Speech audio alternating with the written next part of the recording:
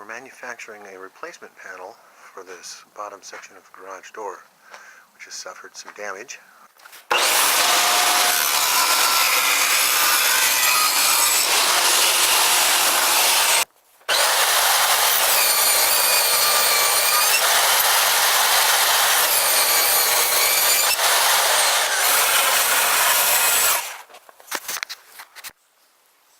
The dry fit assembly looks something like this.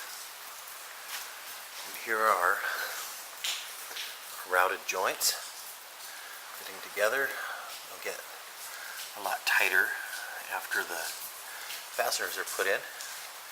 And here's our raised panel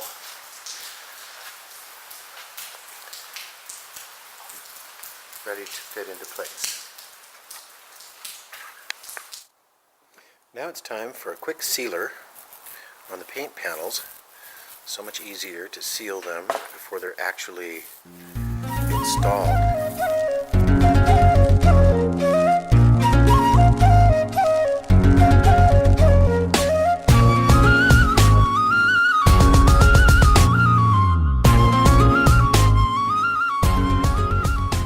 After gluing and clamping the joint together, a jig is set into place to drill and set the fastening screws. This is called a Krieg jig.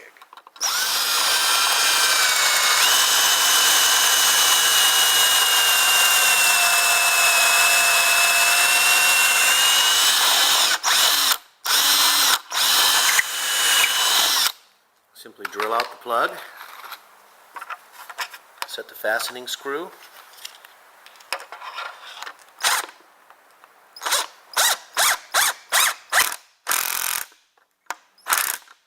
and drive it home. Done. Now it's time to remove the bottom panel and fit the new frame into place.